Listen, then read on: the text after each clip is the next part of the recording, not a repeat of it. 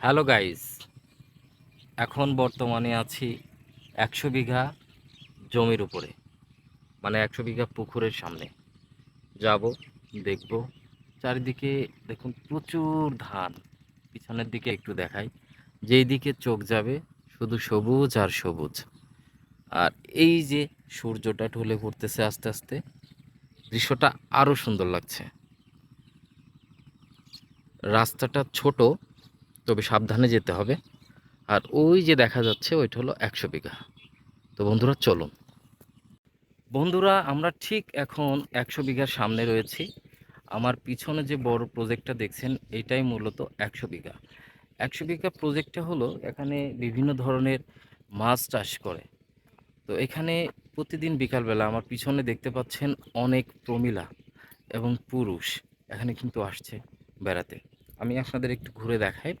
সেটা হলো এখানের যে বিশেষত্বটা, সেটা হলো পরিবেশটা খুবই মনোরম। আর পিছনে যে বিরাট শস্য ক্ষেত বা ধান ক্ষেত, এইটা পেরিয়েই কিন্তু আপনাদের এই 100 বিঘা আসতে হবে। তাছাড়া আমি সামনের দিকে একটু এখানে আহ, আপনারা দেখতে পাচ্ছেন এই সাইড থেকে ওই দূরের সাইডটা অনেক দূরে। আবার এদিকেও প্রচুর জায়গা আছে। তো সেক্ষেত্রে এখানে যে কার্প জাতীয় মাছগুলো চাষ করা হচ্ছে, সেগুলো কিন্তু দেখা যাচ্ছে। যারা শহরে থাকেন, যাদের বাচ্চা এখন পর্যন্ত মাছ চাষ দেখেনি বা বিকাল বেলাতে এসে তার একটা মনোরম পরিবেশ চাই, আপনারা কিন্তু এই 100 বিঘা এখানে আসতে পারেন। আমরা একটু সামনের দিকে যাব। তো বিকাল বেলায় আমরা যারা শহরে থাকি তারা কিন্তু এরকম পরিবেশটাতে আসতে পছন্দ করি।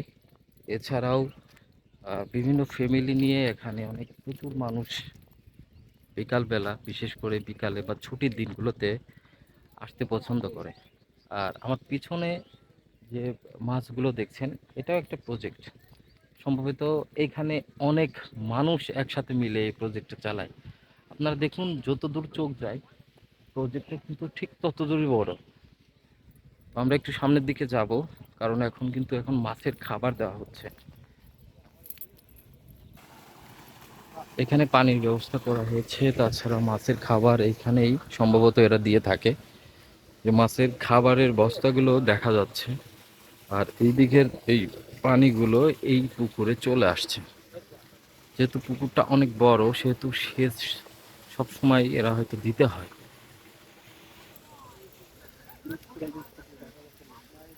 বিকালে অনেক দূর থেকে যারা আসে তাদের জন্য নৌকার ব্যবস্থা করা হয়তো আছে।